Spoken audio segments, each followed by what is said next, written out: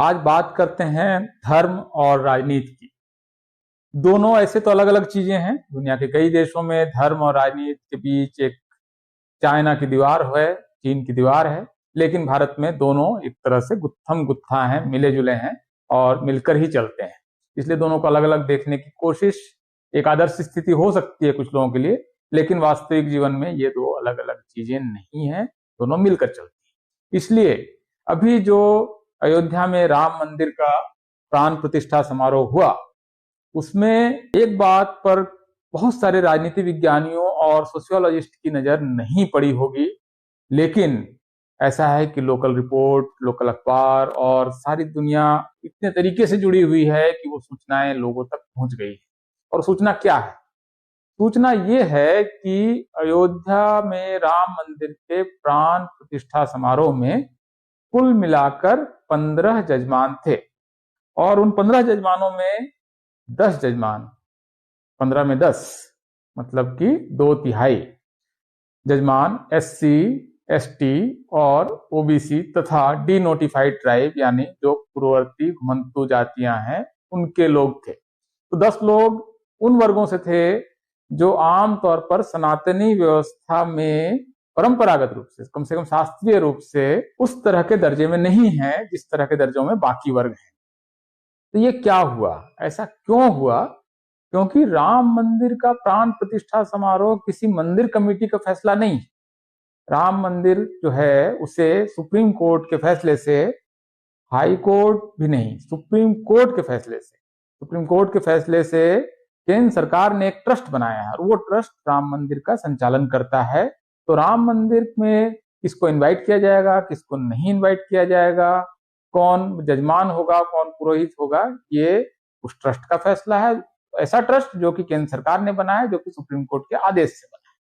तो ये जो ट्रस्ट है ये कुछ फैसले कर रहा है और उसने एक फैसला किया कि SC, ST, OBC और DNT के लोगों को बड़ी संख्या में बुलाया जाएगा जजमान के तौर पर। जजमान जो है तो आप जानते हैं, जो हिंदू धर्म व्यवस्था है, सनातनी धर्म व्यवस्था है, उसमें एक तरह से पैटर्न होता है, कोई पूजा का जो एक तरह से उसको सामने रखकर पूजा की जाती है और वही फिर दक्षिणा देता है, उसी के नाम से पूजा होती है। तो जजमानी सिस्टम भारत में चलता है। वो एक जजमान और पुरोहित का एक अन्योन्याश्रय संबंध भी है। तो इतने सारे SC, ST, OBC और डिनोटिफाइड ट्राइब के लोग क्यों बुलाए गए? मतलब देश भर से बुलाए गए, नागालैंड से लेकर सुदूर दक्षिण और महाराष्ट्र, सब जगह से इन वंचित वर्गों को लोगों को बुलाया गया। तो ये जो हुआ ये मुझे लगता है कि एक राजनीतिक वक्तव्य है, ये धार्मिक वक्तव्य नहीं है। और ये राजनीतिक वक्तव्य चूंकि है तो इसलिए बहुत जरूरी है जान लेना कि इसके पीछे राजनीति क्या है और उस राजनीति का समाज पर किस तरह का असर है। तो अगर आप देखेंगे तो जैसे मैंने बताया कि 15 में 10 लोग SC, ST, OBC और DNT के हैं प्राण प्रतिष्ठा समारोह में, और इसका जो असर है वो एक व्यापक असर मैं उम्मीद करता हूं कि होगा। और ये जो कार्यक्रम है वो सरकार कर रही है और सरकार इसमें BJP की है, इसकी पितृ संस्था RSS है और विश्व हिंदू परिषद दूसरी संस्था है। तो इन लोगों के द्वारा इस तरह का एक मिक्स बनाया गया जजमान। ये जो पूरा प्रकरण है ये बता रहा है कि BJP की लार्जर पॉलिटिक्स क्या है, खास करके हिंदू रिलीजन को लेकर। और मेरी इसमें एक थीसिस है, मेरी मान्यता है कि BJP ज्यादा इंक्लूसिव है, वो BJP की उदारता नहीं है, बल्कि वो BJP की राजनीतिक मजबूरी है कि वो हिंदुओं के अंदर ज्यादा से ज्यादा उदारता बरते। ये उसकी एक तरह से रिक्वायरमेंट है और इस रिक्वायरमेंट की वजह से वो इस कार्य को कर रही है। और यहाँ ये जो आइडिया है ये मूलतः मेरी दूसरी मान्यता है कि ये विनायक दामोदर सावरकर की जो हिंदुत्व की आइडियोलॉजी है वहां से ये पूरा आइडिया निकल कर आया है कि हिंदुओं के बीच हमें बहुत इंक्लूसिव रहना है, एक विराट हिंदू फोल्ड बनाना है। ये आइडिया जो है ये सावरकराइट आइडिया है। तो देखिए असल में सावरकराइट आइडिया की तरफ मैं आपको थोड़ा सा पीछे ले जाता हूं और आपको ये बताने की कोशिश करूंगा कि सावरकराइट आइडिया ऑफ हिंदुत्व क्या है और किस तरह से ये गांधी के आइडिया से अलग है। तो 1921 में सावरकर भारत आ जाते हैं, लगभग इससे 2-3 साल पहले गांधी का भारत में एक तरह से राजनीतिक जीवन शुरू हो जाता है। सावरकर और गांधी की जीवन यात्रा लगभग साथ साथ, राजनीतिक जीवन यात्रा लगभग भारत में साथ साथ शुरू होती है। दो अलग अलग आइडियाज पर ये दोनों लोग उस समय काम कर रहे हैं। दो आइडियाज क्या क्या है? सावरकर का जो आइडिया है वो सावरकर का आइडिया है हिंदू राष्ट्र का आइडिया, वहीं पर गांधी का जो आइडिया है वो है राम राज्य का आइडिया। ये दोनों आइडियाज कैसे अलग हैं इसको समझने की जरूरत है। इससे आप समझ पाएंगे कि क्यों इस पूरे प्रकरण में जो बीजेपी आरएसएस ने इतने व्यापक तरह से अलग अलग समुदायों को लोगों को क्यों बुलाया। देखिए, जो गांधी का आइडिया है राम राज्य का, वो आइडिया सर्वधर्म समभाव से निकलता है।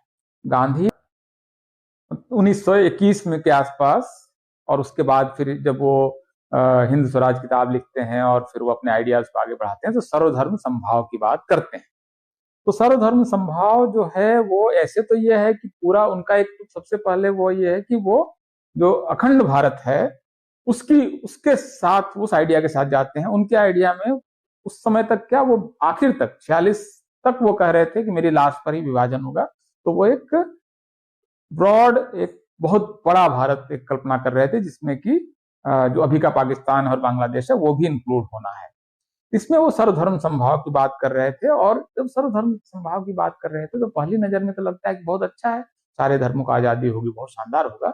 लेकिन मुस्लिम पक्ष ने बहुत जल्दी समझ लिया कि भारत जैसे देश में अगर सर्वधर्म समभाव होगा तो चूंकि ये हिंदू मेजोरिटी का देश है तो ये अल्टीमेटली हमें माइनॉरिटी की तरफ धकेलेगा और हमारे राइट्स यहाँ सुरक्षित नहीं रहेंगे। और वो अपने राइट्स को लेकर बहुत सचेत थे क्योंकि उससे पहले के 600-700 साल तक मुस्लिमों का शासन रहा था। तो वो अपनी पोजीशन लूज करना जो होता है वो बहुत पेनफुल होता है, तो वो उसके लिए तैयार नहीं थे। तो इसके शुरुआत में वो मुस्लिम लीग बनाते हैं, कुछ राइट्स वगैरह मांगते हैं, फिर वो राइट्स मांगते मांगते कहते हैं कि हमको सेपरेट इलेक्टोरेट दे दो, मुस्लिम लोग ही मुस्लिम प्रतिनिधि को चुनेंगे, फिर 1/3 दे दो। ये सारे डिमांड्स करते हैं जिसमें ज्यादा डिमांड जो अंग्रेज हैं वो मानते चले जाते हैं। लास्ट में उनकी डिमांड्स और बढ़ती चली जाती है, फिर वो कहते हैं नथिंग डूइंग, अब हमको अलग से देश दे ही दो। यहाँ पर वो जाते हैं। तो गांधी का जो सर्वधर्म समभाव है और राम राज्य है वो आइडिया धरती पर कभी आया नहीं। उनकी जो पूरी परिकल्पना थी वो कभी लागू हुई नहीं। मतलब पूरे भारत जो उनका जो भारत था कल्पना का, वहां तो लागू नहीं हुआ। अब दूसरा आइडिया जो है वो सावरकर का आइडिया है, हिंदू राष्ट्र का आइडिया। हिंदू राष्ट्र का आइडिया देखिए उनका क्या है, सावरकर ये कह रहे थे कि भारत को हिंदू राष्ट्र बनना चाहिए। उनकी परिभाषा का हिंदू कौन है, सावरकर का हिंदू कौन है? सावरकर का हिंदू, जिसको अभी हिंदू रिलीजन में जो लोग सेंसस में लिखवाते हैं उतना सा नहीं है। सावरकर हिंदू राष्ट्र, हिंदू बनने की दो मुख्य शर्त रखते हैं। एक व्यक्ति जिसकी पितृभूमि और दूसरा उसकी पुण्य भूमि, ये दोनों जिनकी भारत भूमि में है वही हिंदू है, ये उनकी परिभाषा है। अब पितृभूमि क्या हुआ? पितृभूमि का मतलब हमारे पुरखे, दादा के दादा के दादा, परदादा परदादा, वो अगर भारत से ही हैं तो आप हिंदू हैं, नंबर 1। दूसरी एक बहुत पेचीदा शर्त है कि अगर जिस धर्म को आप मानते हैं वो धर्म अगर भारत में ओरिजिनेट हुआ है, आप अपनी तीर्थ यात्रा अगर यहीं करते हैं, यहीं पर आपका सब कुछ यहीं पर है, जहां पर आप धार्मिक जो भी आपका कार्य है वो यहीं अगर होना है, आपकी पुण्य भूमि अगर यहाँ पर, आपका होली लैंड अगर यहाँ पर है, तब आप हिंदू हैं। ये दो क्राइटेरिया जब वो बनाते हैं तब उनको हिंदू की एक बड़ी परिभाषा मिलती है, बड़ी परिभाषा। उस बड़ी परिभाषा के अंदर में सनातनी हिंदू तो है ही है, आपको सिख है उसके अंदर जैन है, बुद्धिस्ट हैं, ये सारे लोग, इसके अलावा बहुत सारे जो यहाँ के इंडिजिनस रिलीजन्स हैं वो सब भी इसके अंदर आ जाते हैं। तो ये सावरकर का विराट हिंदुत्व है। और ये विराट हिंदुत्व अगर वो बनाने की जो उनकी धारणा है या सोच है, वो इसलिए भी जरूरी है क्योंकि उनको एक इनिमी से लड़ना था, एक दुश्मन से लड़ना था। और वो कह रहे थे, उन्होंने ये बार बार कहा है कि भारतीय जो सभ्यता है वो लगातार इस्लाम के साथ कन्फ्रंटेशन में है। इस्लाम और हिंदुत्व की बाइनरी में हिंदुत्व की जीत, हिंदू एकता सही होती है, विभाजित हिंदू का मतलब हारा हुआ हिंदू उनके लिए है। तो ये आइडिया सावरकर का हिंदुत्व का, ये वो भी लेकिन अखंड भारत सोच रहे हैं। गांधी और सावरकर दोनों में बहुत सारी असमानताएं हैं, लेकिन दोनों अखंड भारत चाहते हैं। सिर्फ उसमें फर्क यह है कि गांधी हिंदू मेजोरिटी के दम पर हिंदू वर्चस्व चाह रहे थे और सावरकर उसको और बहुत एक्सप्लिसिटली कह रहे थे कि हमारा देश है, हम चलाएंगे, आपको सेकंड क्लास सिटीजन बन के रहना है तो रहिए, नहीं तो यहाँ से आपका यहाँ पर आपकी कोई गुंजाइश नहीं। ये दो आइडिया थे दोनों का को, लेकिन अखंड भारत चाहिए था, दोनों को हिंदू वर्चस्व चाहिए थे। अभी सावरकर का जो आइडिया है पुण्य भूमि और पितृभूमि का, जो मुस्लिम बाइनरी के साथ जो आइडिया निकल कर आता है, ये आइडिया असल में इस समय का जो बीजेपी है उसका कोर आइडिया है। और इस कोर आइडिया के साथ अगर आप बीजेपी के एक्ट्स को देखने की कोशिश करेंगे तो बीजेपी लगातार एक विराट हिंदू बनाने की कोशिश कर रही है। इस वजह से बीजेपी आप पाएंगे कि बल्कि एक आपको और उदाहरण बताता हूं कि क्योंकि सावरकर को विराट हिंदू बनाना था, तो हिंदू धर्म के अपने जो फॉल्ट लाइन्स हैं, जो विभाजन है, इसको वो चाहते थे कि खत्म, ये विभाजन खत्म हो ताकि एक विराट हिंदू बने। इसके लिए आप देखेंगे एक बहुत दिलचस्प बात है कि गांधी बहुत लंबे समय तक मंदिर प्रवेश का विरोध कर रहे थे, अंतरजातीय शादियों से वो सहमत नहीं थे, छुआछूत का विरोध भी बहुत बाद में किया है। सावरकर बहुत पहले 1927 में छुआछूत का विरोध कर देते हैं कि छुआछूत जो है गलत है। देखिए मैं आपको सावरकर का एक हिस्सा पढ़ता हूँ, समग्र सावरकर वांग्मय जो छपा हुआ है उसमें से है, ये वॉल्यूम 3 में। When I refuse to touch someone because he was born in a particular community, but play with cats and dogs, I am committing a most heinous crime against humanity. Untouchability के खिलाफ देखिए कितना strong वक्तव्य है सावरकर का 1927 में। गांधी उस समय तक ये सब चक्कर में नहीं पड़े हैं, वो बस राजनीतिक आजादी चाहिए, वो सामाजिक कानून सुधार वगैरह के चक्कर में उस समय तक पड़े ही नहीं है। उस समय कह रहे हैं कि हम कुत्ते और बिल्ली के साथ खेल रहे हैं और अपने ही जैसे एक दूसरे आदमी के साथ अछूत का व्यवहार कर रहे हैं, ये मानवता के खिलाफ सबसे बड़ा अपराध है। आगे पढ़िए। Untouchability should be eradicated not only because it is incumbent on us, but because it is impossible to justify this inhuman custom when we consider any aspect of dharma. तो अनटचेबिलिटी को कहते हैं कि धर्म के खिलाफ है, इसलिए इसका नामो निशान मिटा देना चाहिए। Hence this custom should be eradicated. From the point of view of justice, dharma and humanism, ये 3 ग्राउंड पर वो कहते हैं कि अनटचेबिलिटी को खत्म होना चाहिए, न्याय, धर्म और मानवता और मनुष्यता के आधार पर। इसके बाद एक बहुत इंटरेस्टिंग बात कहते हैं कि लोग पूछते हैं कि भाई इसका लाभ क्या होगा। वो कह रहे हैं the question of benefit is an आपद धर्म। आपद धर्म है कि वो बेनिफिट चाहिए। ये जो अनटचेबिलिटी को खत्म करना है ये फॉरमोस्ट एंड एब्सोल्यूट धर्म है, ये परम धर्म है। अनटचेबिलिटी खत्म करना, फायदा क्या होगा नुकसान क्या होगा ये तो आपद धर्म है, होना है होगा नहीं होगा देख लेंगे कर लेंगे, लेकिन इसको तो खत्म करना ही पड़ेगा। 27 में सावरकर ये कर रहे हैं।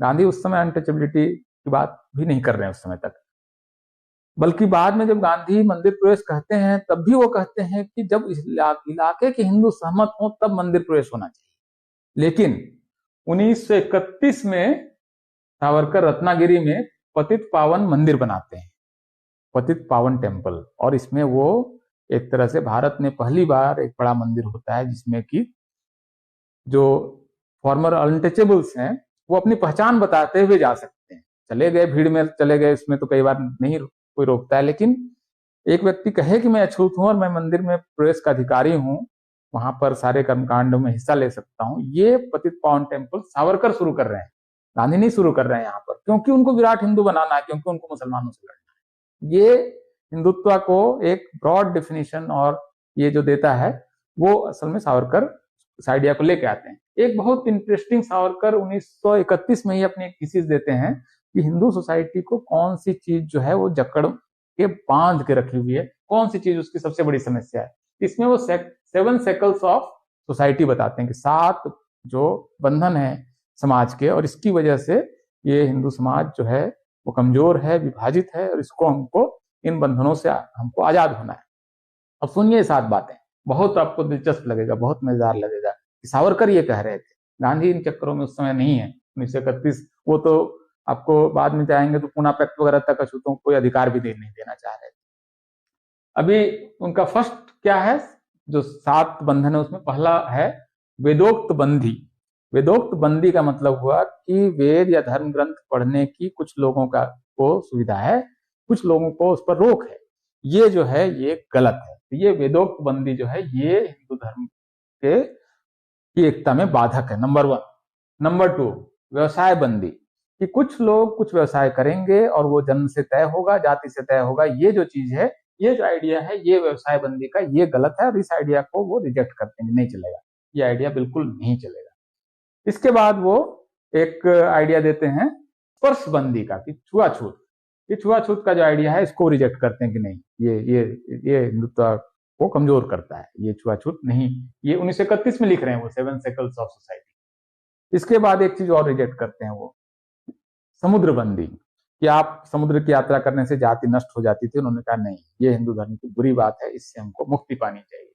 इसके अलावा एक और चीज, शुद्धि बंदी, हिंदू धर्म में क्योंकि वापस आने का कोई विधान नहीं है, क्योंकि वापस आएंगे तो उसको किस जात में प्लेस करेंगे, समस्या होती है। हिंदू धर्म में शुद्धि का कोई को मान्यता नहीं है, शुद्धि करते हैं लोग, लेकिन फिर आएगा तो उसको कहाँ प्लेस करेंगे, उसकी शादी कहाँ होगी बच्चों की। उन्होंने इसको कहा कि नहीं, ये एक बड़ी समस्या है, शुद्धि जो बंदी है इसको हमको रोकना पड़ेगा। रोटी बंदी, इंटर डाइनिंग, साथ बैठ कर नहीं खा सकते हैं, ये बहुत बड़ी समस्या है, ये सावरकर कह रहे हैं इसको बंद करो। और आखिरी कह रहे हैं बेटी बंदी, की जो इंटरकास्ट मैरिजेज है इस पर रोक है हिंदुओं में, इसको भी हमको निषेध करना पड़ेगा, इंटरकास्ट मैरिजेज शुरू करने पड़ेंगे। ये 7 बंदी की बात करते हैं, वेदोक्त बंदी, व्यवसाय बंदी, स्पर्श बंदी, समुद्र बंदी, शुद्धि बंदी, रोटी बंदी और बेटी बंदी। ये जो आइडिया है ये सावरकराइट आइडिया ऑफ हिंदुत्व है, जो कि इसलिए सावरकराइट आइडिया कई बार आपको गांधीयन आइडिया की तुलना में बहुत प्रोग्रेसिव लगता है। सावरकर का आइडिया जो है, गांधी उस मामले में बहुत पोंगापंथी आपको नजर आएंगे, जिस तरह आप इन दोनों को ये हिंदू धर्म के आइडियाज को पढ़ेंगे। सावरकर जिस समय ये सावरा कुछ कह रहे हैं रिजेक्ट करो, उस समय बहुत स्ट्रिक्टली गांधी कह रहे हैं कि अपने अपने सबको अपने अपने वर्ण के हिसाब से काम करना चाहिए, ये तो ईश्वर ने तय किया है और इसका आध्यात्मिक सुख लीजिए टाइप का वो जब कर रहे हैं, तो उस समय वो कह रहे हैं कि व्यवसाय बंदी करो, ये सब चलेगा नहीं, और ये चलेगा तो फिर हिंदू कमजोर रहेगा, ये सावरकर कह रहे हैं। अभी आप कहेंगे कि 2024 में बैठकर आप सावरकर गांधी की डिबेट, दोनों के हिंदुत्व का आइडिया, हिंदू राष्ट्र, राम राज्य, क्या बता रहे हैं, मतलब इसका मतलब क्या है, ये मतलब क्या, मतलब एकेडमिक बहस आप क्यों कर रहे हैं, कोई क्लासरूम तो है नहीं, आप कर क्या रहे हैं। देखिए अब आपको मैं तुरंत अभी यहां ले आ रहा हूं, 2024 का लोकसभा चुनाव, उत्तर प्रदेश। अब उत्तर प्रदेश में लगभग 20 से 21% मुस्लिम आबादी है। बीजेपी यहाँ पर, ये बीजेपी के लिए उत्तर प्रदेश जीतना निहायत जरूरी है, अगर उसको दिल्ली पर और पूरे देश पर शासन करना है, दिल्ली से पूरे देश पर शासन करना है। तो बीजेपी की रेस शुरू होती है -20 से, -21 से, क्योंकि ये वोट तो उसको जनरली मिलना नहीं है, क्योंकि वो सावरकराइट आइडिया पे हैं, तो हिंदू मुस्लिम बाइनरी पर हैं, तो एक का मिलेगा दूसरे का नहीं मिलेगा। अभी -20 से जो पार्टी अपनी रेस शुरू करे अगर, और उसको अगर कम से कम 45% वोट चाहिए, तो हिंदुओं के तमाम जातियों से अगर उसको वोट नहीं मिलेगा, या ज्यादा से ज्यादा जातियों से अगर वोट नहीं मिलेगा, तो उस पार्टी का कोई भविष्य नहीं। इसलिए बीजेपी के लिए बहुत जरूरी है, और बीजेपी इस काम को किसी भी पार्टी से ज्यादा करेगी कि किसी तरह से ज्यादा जातियों को हम समेट पाए। तो उसकी जिला कमेटियां, उसके तमाम जो युवा मोर्चा से लेकर एक अखिल भारतीय विद्यार्थी परिषद, ये सब कुछ है इसमें, आप देखेंगे वो फिर सरकार, सब मिला जुला के बहुत इंक्लूसिव एक स्ट्रक्चर बनाते हैं। ये सामान्य बात नहीं है कि नरेंद्र मोदी की सरकार में ओबीसी मंत्रियों की जितनी संख्या है वो आज तक कभी नहीं हुई है, और 27 मंत्री उनके काउंसिल ऑफ मिनिस्टर्स में है, मंत्री परिषद में 27 ओबीसी मंत्री हैं। ये बहुत अभूतपूर्व बात है। ये साधारण बात नहीं है कि नरेंद्र मोदी अपने हर तीसरे चौथे भाषण में ये कहते हैं कि मैं पिछड़ी जाति का हूं, मैं पिछड़ी माँ का बेटा हूं, और ये जो अपना अपना पिछड़ा होना असर्ट करते हैं, ये एक्चुअली जो जनसंघ था बीजेपी का पूर्व अवतार, जो कि ब्राह्मण बनिया पार्टी थी, वहां से एक विराट हिंदू पार्टी बनने की जो बीजेपी की यात्रा है, इस यात्रा के क्रम में नरेंद्र मोदी आते हैं और इस पार्टी को पहले की तुलना में काफी इंक्लूसिव पार्टी बनाते हैं। बीजेपी पहली बार पूर्ण बहुमत के साथ सरकार में आती है, तब जबकि ओबीसी इसके सिर माथे पर बैठा हुआ है, तब जाकर ये स्थिति वो हासिल कर पाते हैं। अभी याद कीजिए ना, अभी 5-7 दिन पहले की तो बात है, कर्पूरी ठाकुर को भारत रत्न दिया जा रहा है, और नरेंद्र मोदी उसमें अपना एक लेख लिखते हैं और अपना ट्विटर में बताते हैं कि एक पिछड़ा होने के नाते मैं उस संघर्ष को समझ सकता हूँ। ये क्या कर रहे हैं वो, अपना पिछड़ा होना और एक पिछड़े को फिर भारत रत्न देना, ये एक्चुअली जो नरेंद्र मोदी का आइडिया है, वो यही आइडिया है कि हमको ज्यादा से ज्यादा हिंदुओं को जोड़ना है, क्योंकि ज्यादा से ज्यादा हिंदुओं को नहीं जोड़ेंगे तो फिर कोई फ्यूचर नहीं है उस पॉलिटिक्स का। इस वजह से आप पाएंगे कि वो एक तरह से जनसंघ से बीजेपी की यात्रा के क्रम में 27 ओबीसी मिनिस्टर बनाते हैं, कर्पूरी ठाकुर को बनाते हैं। तो ये एक असल में एक जर्नी है बीजेपी की। अभी दूसरा सवाल उठता है कि इसके मुकाबले कांग्रेस क्या कर रही है, विपक्ष क्या कर रहा है। तो सोचिए, याद कीजिए कि जिस समय 2019 के लोकसभा चुनाव से पहले नरेंद्र मोदी देश भर में घूम घूम के अपने को पिछड़ी माँ का बेटा कह रहे थे, उस समय राहुल गांधी क्या कर रहे थे, उनकी पार्टी क्या कर रही थी। उस समय सुरजेवाला 2017 में एक प्रेस कॉन्फ्रेंस करते हैं और वो कहते हैं कि राहुल सिर्फ हिंदू नहीं है, जनेऊधारी हिंदू है। और उसके 3 फोटो वहां रिलीज करते हैं प्रेस कॉन्फ्रेंस, मंदिर मंदिर घूम रहे हैं राहुल गांधी। ये मतलब जिस समय जो विनिंग आइडिया है वो जिस समय अपना ओबीसी नेस असर्ट कर रहा है, उस समय ऑपोजिशन जो है वो जनेऊ दिखा रहा है। तो ये तो पॉलिटिक्स कैसे होगी, मतलब हिंदू, ये सेकुलर पॉलिटिक्स की तो बहुत बड़ी खामी है कि वो ज्यादा से ज्यादा लोगों को समेट पाने में अपेक्षाकृत विफल रहा है। और इसमें एक बहुत महत्वपूर्ण बात है, भारत में मुश्किल से 15 या 20 ऐसी सीटें हैं जिसमें कि सिर्फ मुसलमानों के वोट से कोई कैंडिडेट जीत सकता है। 50% से ज्यादा आबादी वाली सीटें नहीं है ज्यादा।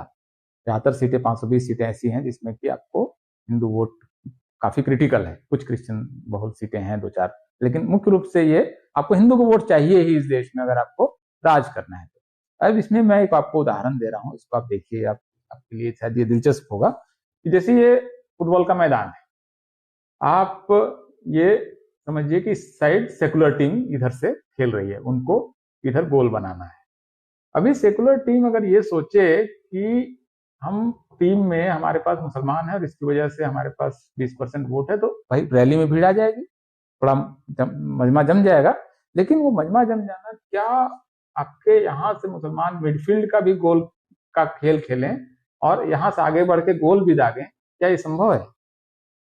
संभव नहीं है। इसलिए बहुत जरूरी है उनको कि यहाँ पर उनको बहुत सारा हिंदू चाहिए गोल मारने के लिए। आप बेशक हो सकता है कि आपको लगे कि फाइनल आपके पास अब एक क्रिटिकल मास आ गया 30-35%, यहाँ पर आप बाकी मुस्लिम ऐड हो जाए, लेकिन आपके पास अगर अपना वोट 5-7% है और उसमें 20% मुस्लिम ऐड हो गए, तो आपका 25-30% पे आप अटक गए ना, तो आपका खेल तो बना नहीं। तो बहुत जरूरी है दोनों पक्ष के लिए कि वो हिंदू धर्म की वंचित जातियों को ज्यादा से ज्यादा पॉलिटिकल रिप्रेजेंटेशन और बाकी तमाम स्फीयर्स में ज्यादा से ज्यादा जगह दें। इसी का कंपटीशन, इस कंपटीशन का जो विजेता होगा वही भारत पर राज करेगा। इस बात को समझने की जरूरत है। और इस खेल को जानते हुए ही, जहां से मैंने शुरू किया था, प्राण प्रतिष्ठा समारोह, राम मंदिर और 15 में 10 जजमान SC, ST, OBC और DNT, ये खेल बीजेपी खेल रही है। अब सवाल उठता है कि विपक्ष क्या इस खेल को समझ रहा है और क्या वो इस खेल को खेल पाएगा। बहुत बहुत शुक्रिया, धन्यवाद। अगर आपकी इस वीडियो पर कोई राय है, आपका कैसा लगा, मैं ये नहीं पूछ रहा हूं, लेकिन अगर इस पर आपको आपके विचार क्या है, थॉट्स क्या है, अगर आप ये बताएं तो मुझे अपने विचार को और ठोस करने में मदद मिलेगी। बहुत बहुत शुक्रिया, धन्यवाद।